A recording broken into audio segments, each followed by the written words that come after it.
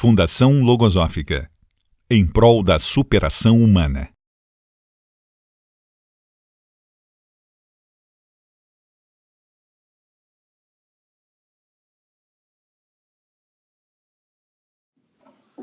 Bom, gente, bom dia de novo. Ai, estou tão feliz. Ai, é um prazer. Agora eu estou mais relaxadinha. Que é o seguinte, quando eu cheguei aqui e vi tantos professores queridos, tantos amigos, né?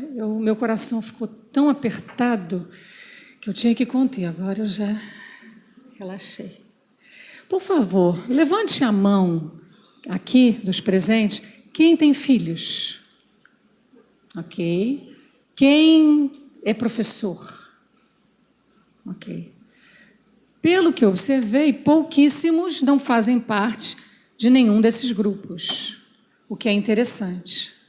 Quando nós falamos de educação, nós estamos nos referindo a algo que é atemporal e é de interesse de todos, porque todos nós assumimos em algum momento da nossa vida a docência, seja com sobrinhos, seja com vizinhos, né? E a docência de si mesmo, que é o que eu venho aprendendo aqui. Porque a logosofia, ela é a educação de crianças pelo colégio e a reeducação de adultos através da Fundação Logosófica, para que a gente faça melhor aquilo que não está fazendo bem ou aprenda a fazer bem aquilo que não sabe fazer. Então, essa é a grande arte. Todos nós somos docentes, todos assumimos essa postura. E quando a gente fala em docência, estamos considerando um par educativo. Alguém que ensina e alguém que aprende. Mas para que haja esse trabalho, e a gente está falando agora de educação para a vida, quando nós falamos disso, nós estamos falando de um par educativo que também tem que ser afetivo. E se tem afeto, tem que haver a convivência. Porque é no olhar, é no dia a dia, é no estar com o outro que nós vamos aprender os modelos, as referências, vamos criando o ambiente, vamos criando um campo experimental para que as coisas aconteçam de verdade. E nesse trabalho, nesse par educativo afetivo, que nós estamos convidando todos a conhecerem sobre a luz da pedagogia logosófica, ele precisa começar, como vocês viram na pipa, com essa arte, que é de educar a si mesmo. Quando eu falo em educação para a vida, eu estou falando que eu tenho que valorizar e hierarquizar essa mesma vida. Eu preciso dar esse valor, esse tom a essa vida.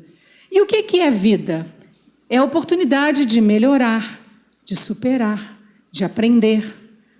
Então, o par educativo afetivo eu tenho um ensinante e um aprendente.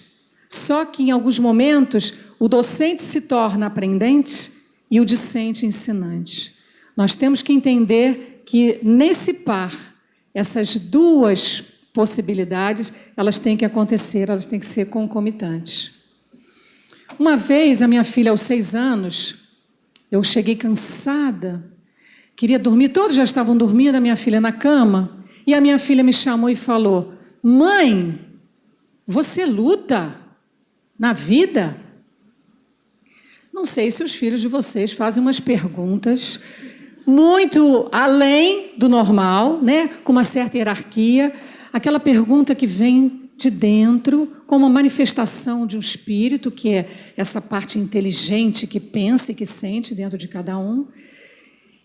E aí eu parei e falei: meu Deus, o que eu vou dizer? Cansada do trabalho, né? Eu luto. Na mesma hora, mesmo cansada, eu pensei: a minha educação é para a vida.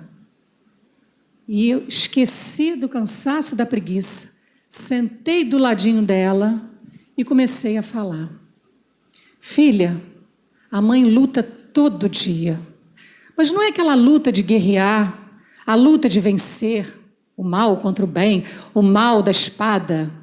É a luta comigo mesma. Quando eu acordo cedo, às vezes eu quero ficar na cama. Quando eu procuro ser correta na escola. Quando eu cuido de vocês. E eu fui citando. E eu falei para ela, você lembra quando você começou a contar muita mentira? E que você procurou não contar mentiras? E que agora você não fala mais mentiras?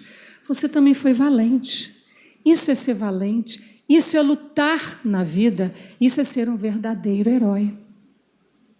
Depois disso, né, e a conversa foi um pouco longa, eu saí e fui para o quarto. E eu pensei que mesmo que as minhas palavras não tivessem sido eloquentes o suficiente para o entendimento dela, a sensibilidade como radar psicológico certamente entendeu e captou a minha mensagem. E eu fui dormir tão orgulhosa de mim, tão feliz. Porque se eu quero ensinar, eu primeiro tenho que aprender. Se eu quero ensinar sobre a vida, sobre a luta que é a lei da vida, eu tenho que aprender. E naquele momento, eu percebi que eu tinha construído um conceito de vida e eu não era consciente. Mas eu fui naquele momento, porque as palavras foram saindo. E eu fui muito grata a todos esses ensinamentos, a todo esse estudo que eu venho fazendo e que vem ajudando nessa arte de ensinar e de aprender. Mas educar para a vida também tem outros contornos, não tem, Andréia? Andréia vai contar para a gente que contornos são esses.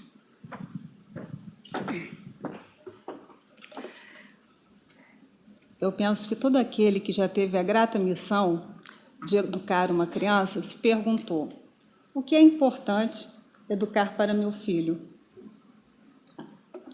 Vejo que é importante ensinar os valores éticos e morais para favorecer as características superiores do ser humano. Eu pergunto para vocês, que características seriam essas? O gosto pelo autoaperfeiçoamento, a vontade de ser melhor a cada dia, melhor que si mesmo, não melhor do que os outros. A vontade de aprender cada vez mais, de saber.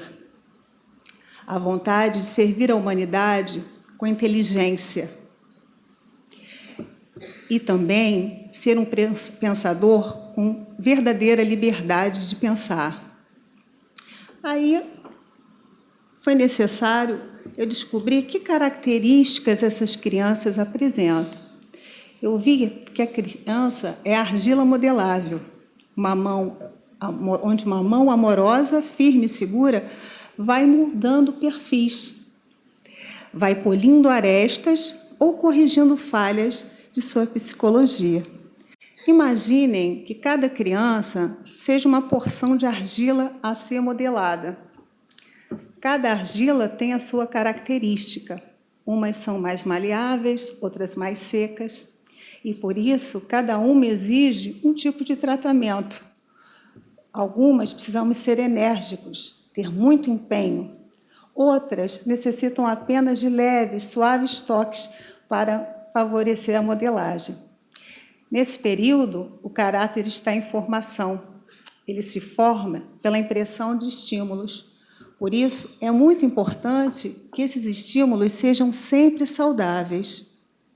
A observação, a imaginação e a memória são muito desenvolvidas nessa fase. Por isso, devemos estar atentos para o que elas ouvem e veem, porque gravam de forma quase definitiva em sua mente as imagens que os adultos plasmam como sugestões. A sua razão ainda não intervém, então os pensamentos, movidos pela imaginação, vão de um ponto a outro sem controle. É difícil perceber a diferença que existe entre coisas reais e irreais, entre o bem e o mal. Não há defesas. A sua mente é uma terra virgem e fértil, prontinha para ser cultivada. E o que devemos cultivar nessa terra virgem e fértil? Eu penso que sejam sementes de ótima qualidade, a melhor que pudermos, né? São sementes que contenham recursos em possibilidades, né, de estimular a inteligência, para que ela se libere de qualquer pressão no seu pensar e sentir, para que a sua inteligência vá se desenvolvendo de uma forma natural, sem forçar, sem tolir a liberdade. Então, qual é o nosso papel como educador? Não é o simples labor de ensinar, de transmitir novos conceitos. É o trabalho do artífice, que observa como cada semente vai germinando nessas mentes. Como esse processo vai se desenvolvendo. Em algumas, a mente germina rápido, é surpreendente. Em outras, o trabalho é mais lento, mas quando a gente menos espera, nasce um brotinho, o conhecimento. Eu tenho aprendido, com os estudos logosóficos, né, vários conceitos originais que me foram muito úteis na educação das minhas filhas. O primeiro conceito foi o conceito de pensamento, que é muito original. Pensamento são entidades autônomas que procriam e adquirem vida própria na mente e passam sem a menor dificuldade de uma mente para outra. Quando a criança ela aprende a discriminar os pensamentos da sua função de pensar, começa em sua mente a aparecer a parte consciente, é o que chamamos princípio consciente. Quando elas começam a aprender a manejar esses pensamentos e observam que são úteis e auxiliares na sua função de pensar, a educação se torna mais fácil e a formação das próprias defesas. Um exemplo de aplicação desse princípio é quando a criança vai desenvolver alguma atividade em que precisa usar a função de pensar, como, por exemplo, fazer os deveres de casa, e quando ela senta para estudar, logo ela levanta e vai beber água, ou vai ver televisão, ou precisa ligar para o amigo e não consegue dar continuidade ao trabalho de estudar. Ali está se manifestando o pensamento. Um outro conceito que eu achei assim, fundamental foi a herança individual. Para a logosofia, cada um herda a si mesmo. Por isso, cada criança tem suas tendências, suas inclinações, suas características individuais, de modo que a orientação vai ter que variar de acordo com essas características. Mas o importante é que a parte boa de sua herança, ela precisa ser preservada. E a parte negativa, que precisa ser melhorada, deve ser trabalhada o quanto antes, para que seja amenizada ou até mesmo corrigida na infância. Um outro conceito é a arte de ensinar consiste em ensinar primeiro a si mesmo. Eu não fui criada com os princípios logosóficos quando criança, então eu precisei aprender esses conceitos, aplicar na minha vida, para que eu tivesse mais eficiência na hora de ensinar as meninas. E, por esses estudos, eu comecei a ter uma observação muito mais aguçada, consegui observar que a minha filha, desde os 2 anos de idade, apresentou uma conduta muito generosa. Ela ficava muito feliz de dividir seus brinquedos com todos os amigos. A merenda da escola também. Às vezes, ela gostava até de ver as crianças brincar, ficava só assistindo e ficava muito feliz. Então, eu pensei, como é que eu posso fazer para que esta característica tão bonita, tão importante, que eu provavelmente não tenho, né, com tanto vigor como ela apresentou, como posso fazer para manter essa virtude? Achei melhor observar mais de perto. Então, todas as oportunidades que eu tive, eu fiz encontros de crianças em casa, piqueniques, para que eu pudesse observar como ela interagia com seus coleguinhas. E um dia, eu me surpreendi quando ela, depois de ter distribuído todos os brinquedos, viu que estava excluída da brincadeira, não tinha espaço para ela. E aí ela, com toda a afetividade, conversou com as crianças. Onde que eu vou brincar? Eu também quero participar. E eu vi que, além de generosa, ela também tinha um limite bem definido de tolerância. E eu vi que pouco eu precisava intervir. Além desses conceitos, eu aprendi também os recursos e técnicas docentes, porque tão importante quanto esses conceitos é a forma como devemos levar para a criança. Uma técnica que eu achei muito interessante foi como corrigir. A criança tem que ser valorizada sempre em suas boas ações, sempre exaltar essas ações, mas nunca devemos corrigi-la na frente de outras pessoas. Quando isso acontece, a criança se sente envergonhada, muitas vezes humilhada, e a correção perde todo o efeito. O objetivo dessa técnica é justamente criar segurança em si mesmo e o valor da discrição. Outra técnica muito prática é fazer pergunta. Toda vez que nós fazemos uma pergunta para as crianças, elas necessariamente precisam pensar para responder. Então, estão exercitando a função de pensar. E toda vez que elas fizerem uma pergunta para nós, adultos, educadores, essa resposta tem que estar condicionada à sua incipiente razão e compreensão. Respostas de fácil captação. O objetivo dessa técnica é exercitar a função de pensar. Eu recordo uma vivência que eu tive com uma das minhas filhas, numa época escolar. Ela obteve resultados excelentes na escola, notas altíssimas, mas, acompanhado com esse bom resultado, ela apresentou uma ansiedade muito grande que não era característica dela. Então, achei interessante conversar com ela separadamente para ver o que estava acontecendo. E descobri que a forma que ela estava estudando não era a melhor. Ela estava estudando para fazer prova, para tirar notas altas. Não estava muito preocupada em aprender verdadeiramente o que a escola ensinava. Então, eu a fiz recordar, uma vez, um resultado que não tinha sido nada bom. E eu perguntei para ela, você lembra do que aconteceu? Ela falou, lembro. Eu lembro muito bem dessa prova, nunca mais vou me esquecer. A professora havia recomendado, que o estudo a prova ia ser diferente, ia ser uma forma interpretativa, que ela não costumava dar, e que a gente precisava estudar de outra forma. E eu não dei ouvidos. Por isso, o resultado foi negativo.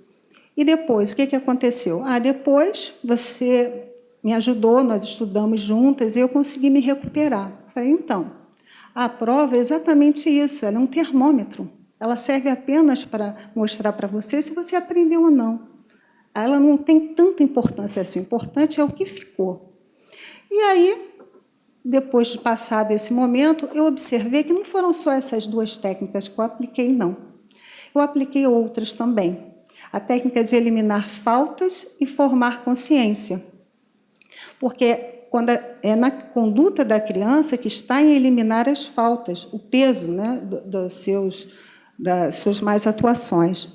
O objetivo dessa técnica é justamente levar a criança a ter noção do bem e do mal, das suas condutas boas e más, e formar a consciência. Outra técnica também, dar explicações. A criança necessita que explique o que acontece, porque o seu entendimento trabalha dessa forma. E o objetivo é justamente exercitar mais uma vez a função de pensar. Um ano depois de ter passado essa vivência das provas, eu tive, assim, como resultado da aplicação das técnicas, eu vi que surtiu efeito aquela conversa breve que nós tivemos. Houve uma revisão de prova em sala de aula e a professora estava analisando os resultados e ela constatou que estava com a nota acima do que merecia, do que realmente tinha alcançado. E ela resolveu avisar a professora. As amigas falam, não, não fala isso não, a professora não vai nem saber que errou, ela nem vai se dar conta de que cometeu um erro. Ela falou, não, mas eu sei que está errado. Essa nota não corresponde ao meu aprendizado, e para mim isso é importante. Ela foi falar com a professora, eu acho que a professora nem alterou a nota, porque gostou dessa conduta honesta que ela teve. E quanto à generosidade da minha outra filha, que ela manifestou com 2 anos, eu vi que eu tive uma conduta acertada, porque aos 17 anos eu constatei que ela continuava igualzinha, bem generosa. Ela levou uma vez um pacote de biscoito para comer no intervalo. E, como de costume, ela ofereceu para todas as amigas, e, quando se deu conta, só restou um biscoito para ela experimentar. Então, ela chegou em casa meio triste, assim, eu gostei do biscoito, mas só tinha um. Eu falei, não se preocupa não, que amanhã eu te dou outro, eu compro mais. No dia seguinte, ela está lá na cozinha, abrindo o pacote, dividindo em pacotinhos pequenos, de 2 unidades. Falei, o que você está fazendo? Aí ela abriu um sorriso e disse assim, é que hoje, mãe, eu e as minhas amigas vamos conseguir comer 2 biscoitos. Eu fiquei fascinada com essa resposta. Eu falei, poxa, que bom, filha, que bom que todos vão conseguir comer hoje. Então, eu vejo que,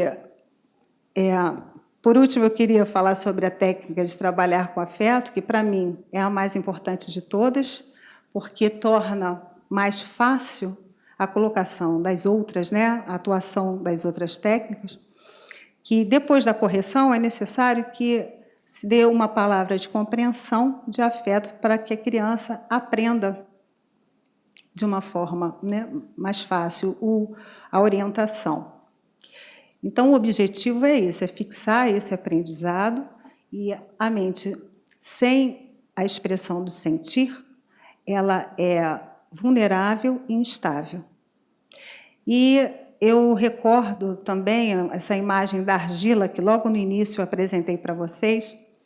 Na época da faculdade, eu tive a oportunidade de fazer uma cadeira cerâmica.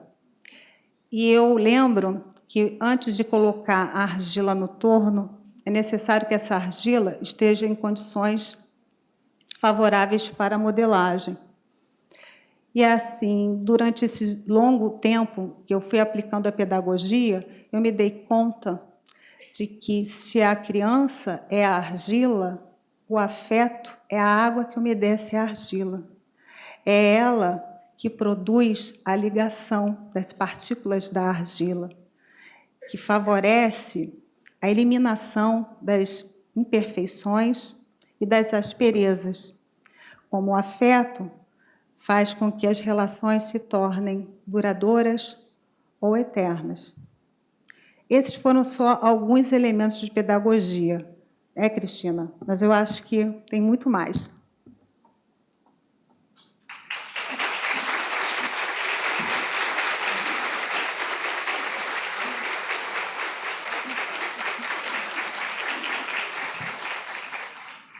Eu acho que ficou claro para todos um pouco sobre essa característica da infância, a importância da infância e das nossas mãos, como esse grande escultor.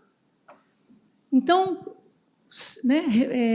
recapitulando, resumindo um pouco do que ela trouxe como característica da infância, se nós considerarmos a criança... Segura para mim. Se nós considerássemos a criança como um baú, essa mente dela como um baú, a criança tem 3 grandes capacidades. A criança observa tudo. Vocês concordam? A criança, o que ela faz? Ela observa e guarda na memória. Ela sente e guarda na memória. Ela percebe, guarda na memória. Ela ouve as palavras e guarda.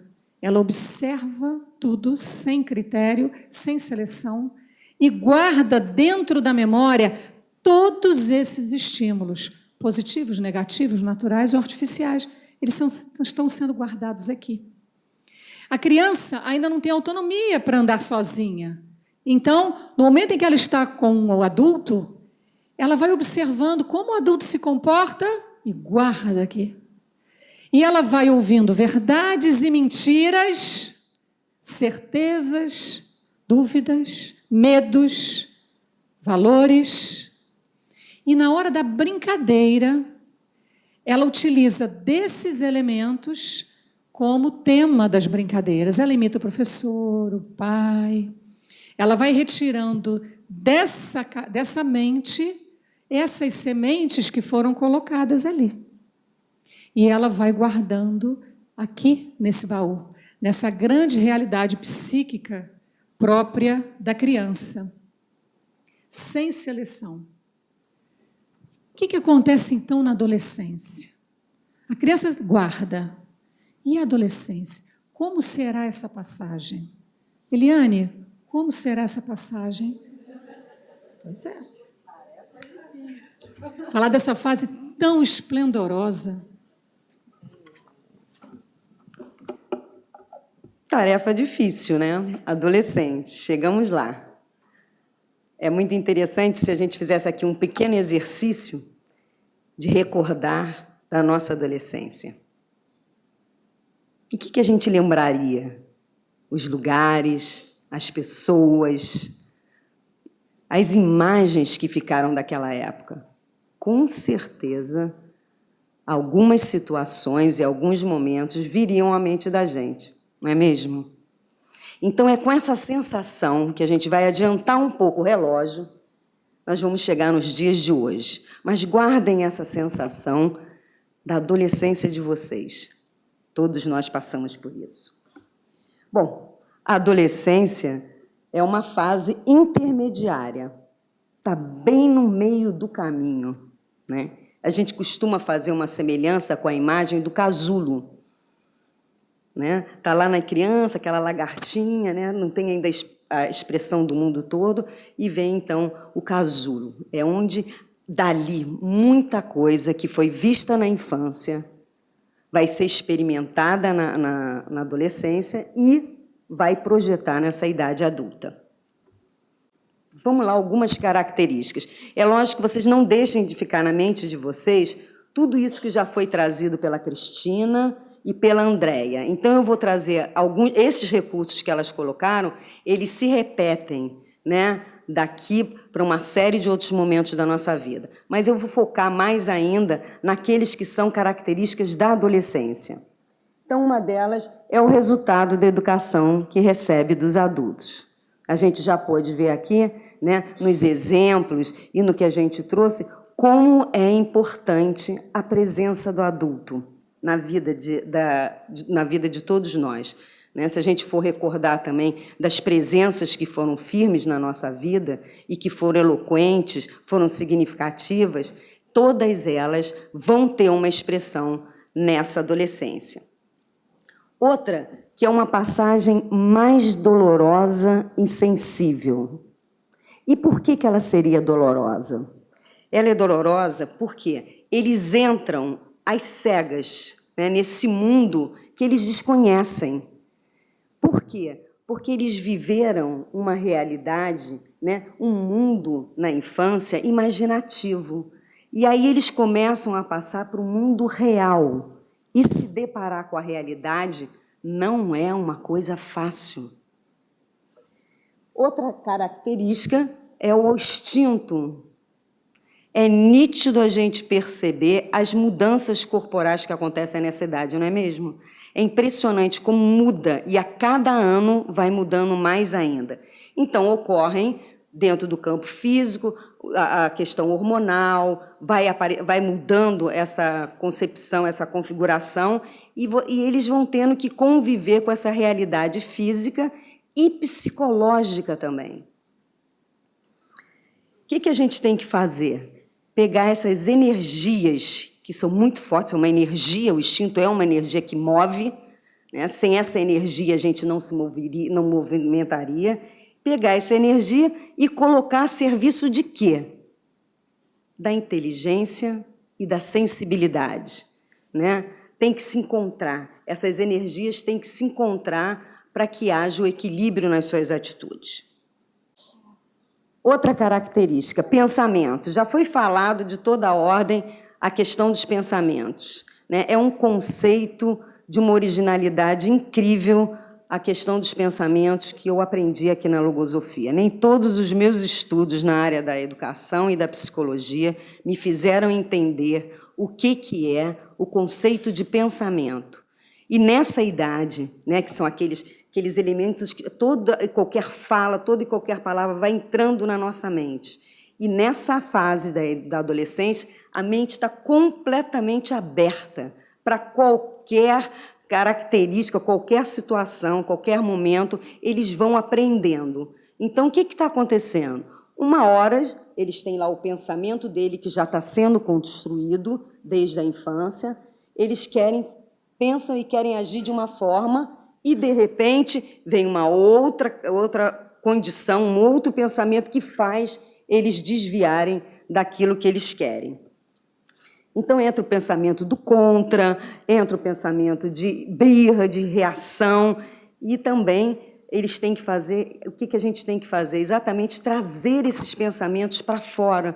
Olha a forma como você está pensando. Acontece muito isso na escola, quando eles se irritam com alguma coisa, ou estão contrariados. Vamos falar, traz esse pensamento aí. Que pensamento é esse? Como é que a gente pode tentar neutralizar esse pensamento? Uma outra é a pressa, é o imediatismo, é aqui e agora. Ah, mas eu quero para hoje. Ah, não pode. Não existe o amanhã, só existe hoje para eles. E tudo que acontece hoje é de um significado impressionante para eles, né? E o que acontece com a pressa? A pressa, ela afasta de si mesmo as grandes oportunidades, não é mesmo? É aquela coisa assim, eu quero atingir lá, mas eu não tenho tempo, não quero esperar chegar lá, eu quero viver agora.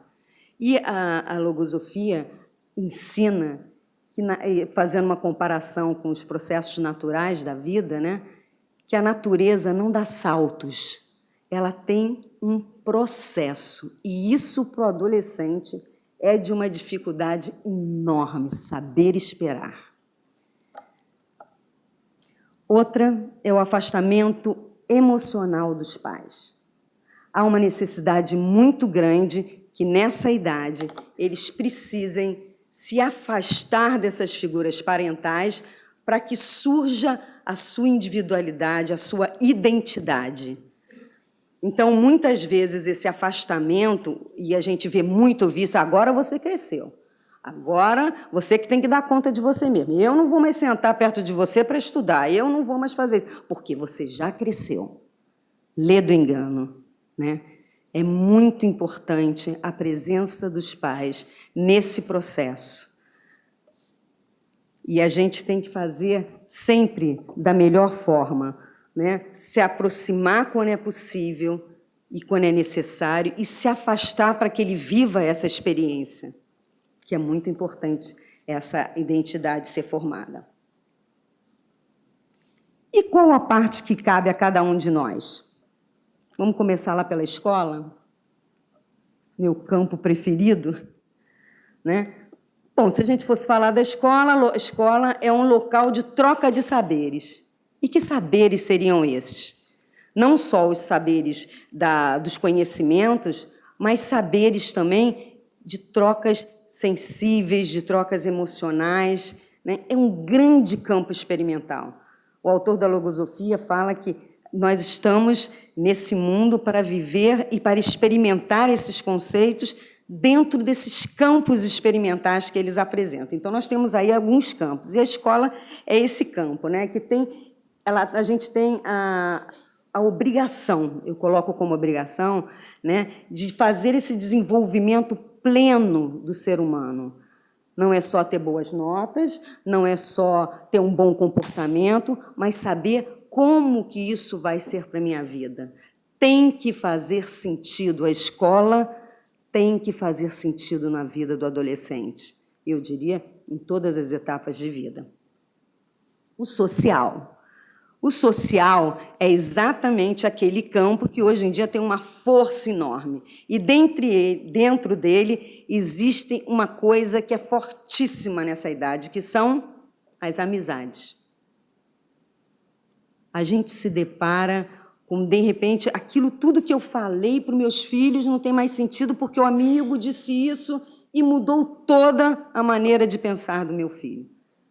E aí eu começo, e achei muito interessante, quando elas colocam de trazer esses amigos para dentro de casa, né? Trazer esse social, porque o social está lá, está nos grupos que eles saem, está no prédio, está nas atividades que eles fazem extras. Então, é muito importante que a gente aproxime e fique atento a esse convívio social. E acontece que, às vezes, esses grupos sociais, né, essa parte social, ela não fica só no campo do contato físico, ela vai além para uma das grandes preocupações que a Cristina começou falando, que são as redes sociais. Quem hoje em dia, que tem filhos nessa idade e até em outras idades, que não se preocupa com a interferência que a gente está tendo das redes sociais na vida dos nossos filhos? Como interromper, como cuidar, de que forma tratar? A gente sabe e tem estatísticas enormes que falam sobre a dependência que isso cria, o tempo que isso ocupa. Agora, nós não podemos ficar distante dessa realidade. Essa realidade existe, ela tem que ser contemplada, ela traz muitos benefícios e tem trazido para a gente muitos benefícios, aproxima a gente de um mundo muito maravilhoso, como também aproxima do mundo que, às vezes, nos assusta.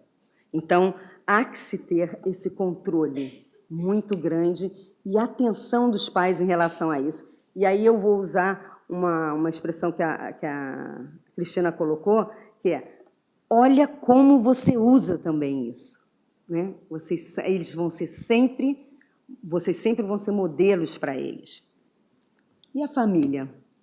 Onde fica a família? Na logosofia eu aprendi que um lar deve ser harmonioso. E o que é ser harmonioso no lar? É esse sistema conversar um com o outro. É um celeiro de valores. É dali que vão sair os grandes valores que a gente pode atuar na nossa vida. Os pais sempre serão pais para o resto da vida. Acho muito bonita essa pipa, né? Sempre estaremos lá, com as nossas mãos. Umas horas a gente vai soltar mais, outras horas a gente vai trazer mais, mas sempre estaremos ali, independente, às vezes, do rumo que torne esse núcleo familiar. E os filhos sempre serão e sempre estarão precisando de cuidado e de atenção. E quais os recursos que a gente tem? Primeiro, lá em cima, a gente pode ver que é o diálogo, não o monólogo, porque geralmente só um fala e o outro escuta, né? Vamos ficar quietos, porque agora eu vou falar, você tem que me ouvir. Então, nós temos que fazer esse pequeno exercício que é o diálogo. É um conversar com o outro. Escuta. A escuta para o adolescente é fundamental. A gente saber escutar o adolescente e saber compreender o momento que ele está passando é fundamental. E o que acontece no diálogo, né? No diálogo, promove uma escuta e uma construção de novos pensamentos. A gente pode construir neles. Olha o que você falou. Muito interessante que você trouxe. E se você pudesse trocar um pouco esse pensamento por outro? E aí vai, né, a forma como a gente vai conduzir no diálogo. E ele sempre tem que existir. Tem que se existir o tempo para esse diálogo. Outra seria não confrontar os pensamentos. Queria ver lá, mas essa segunda foto ali, quando o adolescente está sentado. Não confrontar quando ele chega com as questões da mundo, assim, um dia muito que ele chega muito irritado. Então, uma das técnicas que a gente utiliza, um recurso que a gente utiliza, acalme seus pensamentos, não está numa boa hora para a gente conversar, sinto que se a gente conversar não vai dar certo, então acalma. Vai lá, toma um banho, vai lá para o seu quarto, pega uma coisa para ler, depois a gente conversa. Agora, esse depois não pode ficar para o dia seguinte e para o outro também. Esse momento tem que existir, que seja qual for a reação que nossos filhos tragam para dentro de casa, eles têm alguma coisa para falar para a gente. Então, não deixem que esse momento passe. O outro seria não fazer promessas. Isso eu tenho uma vivência muito especial de um jovem no consultório que chegou e falando, bastante estimulado numa semana anterior, dizendo que ele tinha ficado muito feliz porque a mãe iria levá-lo ao Rock, ia dar um ingresso para ele ao Rock in Rio. E que ele queria muito ir ao Rock in Rio, mas que a mãe fez um acordo com ele, se ele realizasse uma determinada coisa, a mãe, então, daria o convite para ele ir ao Rock in Rio. E ele chega para mim e fala assim, pô, o negócio que a minha mãe pediu é complicado, mas eu vou fazer. Então, fizemos estratégias para que ele pudesse fazer aquela atividade. E, depois de tudo pronto, ele chega para mim, bom, agora o convite. E ela falou, que convite?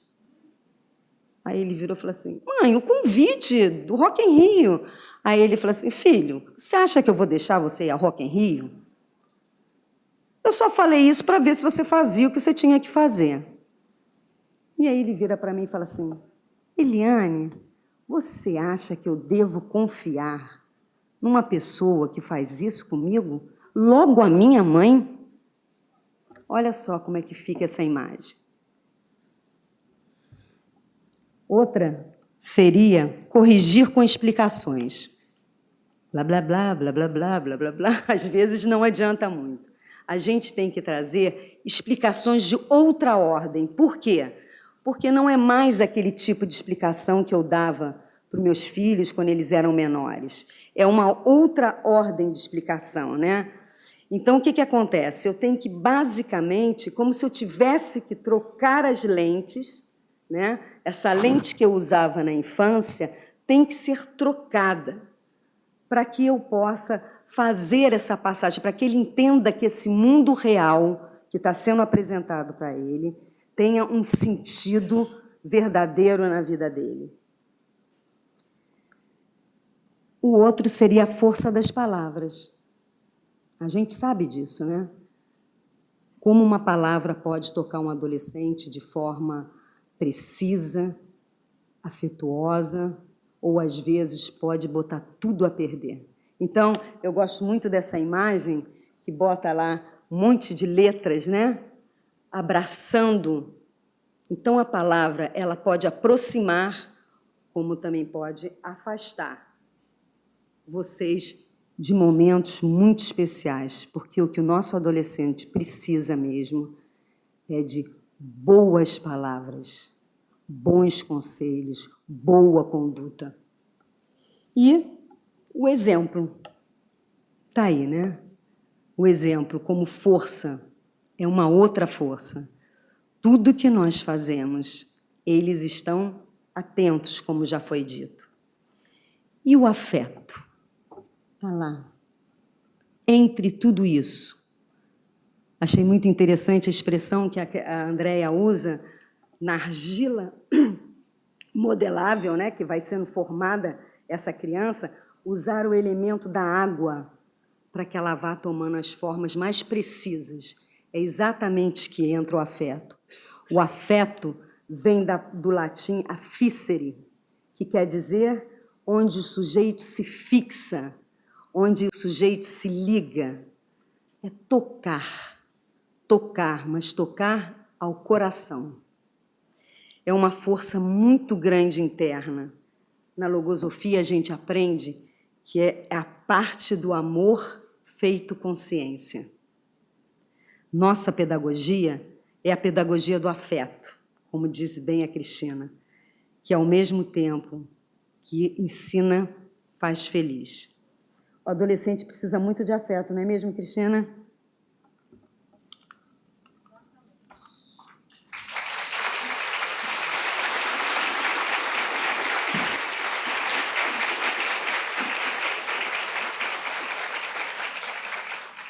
Todos concordam, né? Alô? Precisa de muito afeto. Então, vamos voltar à imagem do nosso baú? A criança veio recebendo todas as impressões, os estímulos naturais, positivos, e foi guardando. Quando ela chega na adolescência, como Eliane comentou, ela não tem mais o adulto como modelo, o adulto para dirigir as suas ações.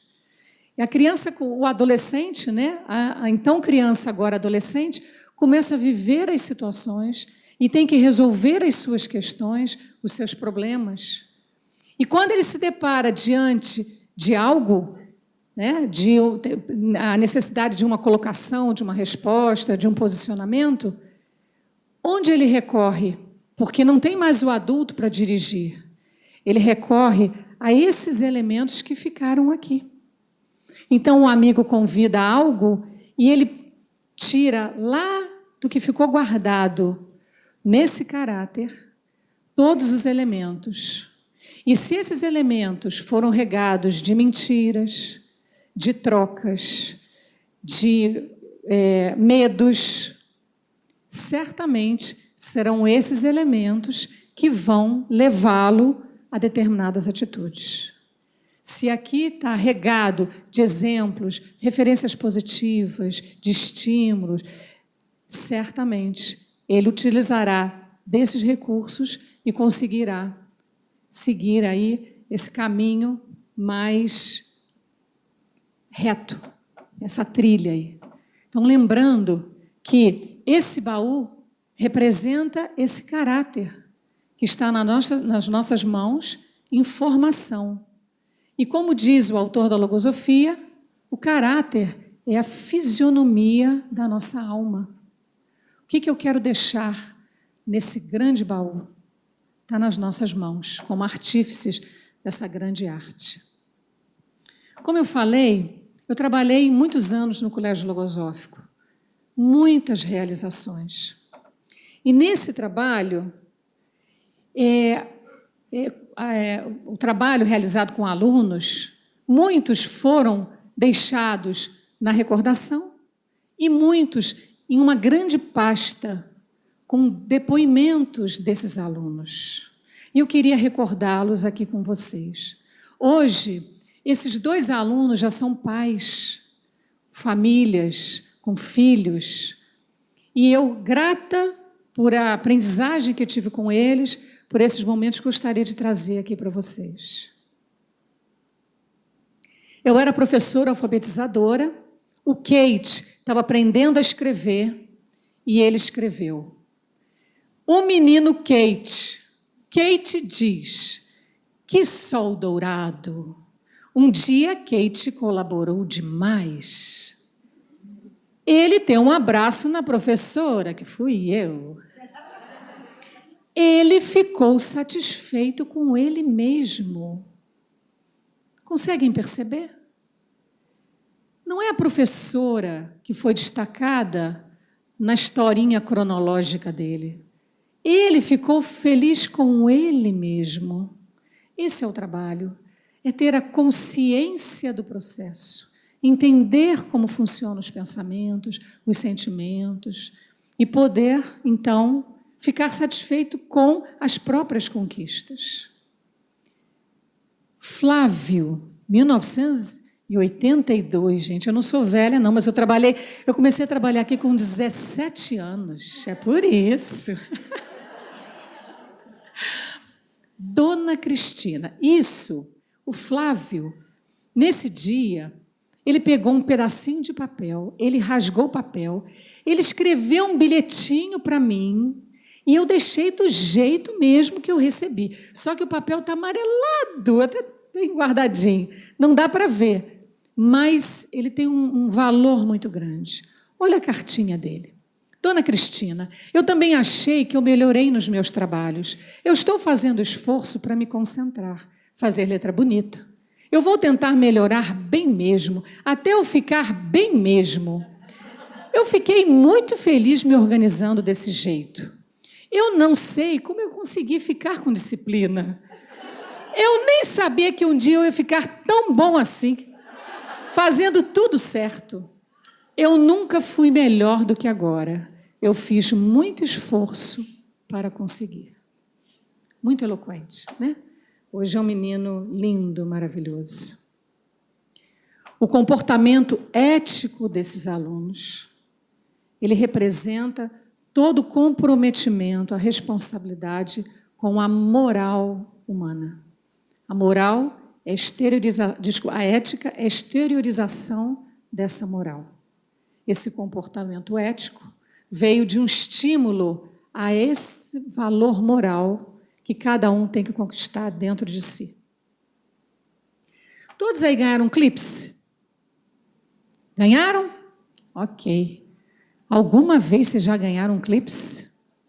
Nunca, né? Não vão esquecer. Esse clipe é um presente para vocês. O que significa um clipe? Serve para quê? Para unir, ok? Para prender. Essa é a nossa grande função. Educar para a vida é unir, é fazer com que todos esses fragmentos, esses estímulos, esses bons exemplos, essas referências positivas, esses valores, esse potencial tão bonito, humano, que cada um traz dentro de si, seja unido para fortalecer os caminhos de cada um de nós, principalmente dos nossos filhos. Mas esse trabalho tem que ser feito com... Tem lacinho no clipe? Tem que ser feito com afeto. Porque o afeto é o princípio fixador das relações humanas e é a terceira grande lei da educação. Vocês lembram? A primeira lei da educação é a analogia. A outra que eu citei, repetição. E a outra, a lei do afeto. Então, que vocês guardem esse clipe como essa imagem da responsabilidade de cada um, de unir, prender para grandes realizações. E o afeto? Afeto como princípio fixador, Eliane? É isso mesmo? É isso mesmo. Guardem esse clipe como um símbolo, uma recordação. Vamos chegando ao finalzinho do nosso encontro aqui, dessa nossa plenária. Mas eu gostaria, né, nós gostaríamos muito que vocês ficassem com essa imagem que a gente vai passar para vocês agora. Fiquem atentos aos detalhes.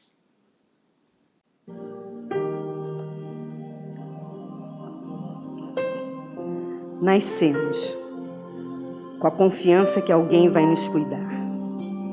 Assim como foi desde os nossos tataravós, e assim será. Precisamos de um espelho humano para sermos humanos. Desde a tenridade, vamos nos indagando através do que sentimos, escutamos e vemos. São confiáveis essas pessoas? O que nos torna confiável? Mãos firmes, seguras e afetuosas ao cuidar, ao tocar e ao falar. Criar espaços de relação e confiança, cuidar para modificar. Cuide, confie, afete. Restaure as relações. Cuide para modificar. Sejamos os facilitadores desse caminho, ajudando sempre nos momentos difíceis, com a luz do conhecimento extraído de todas as experiências vividas. Isto seria uma grande obra capaz de chegar a infundir muita confiança na humanidade. E dessa forma, poder que as gerações futuras sejam melhores.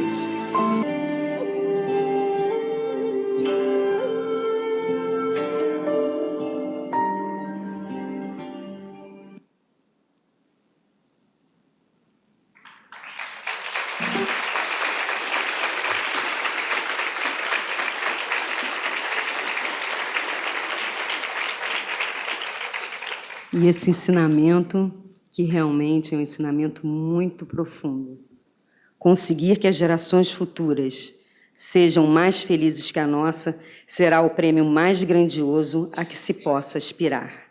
Não haverá valor comparável ao cumprimento dessa grande missão que consiste em preparar a humanidade futura para um futuro melhor. Obrigada a todos.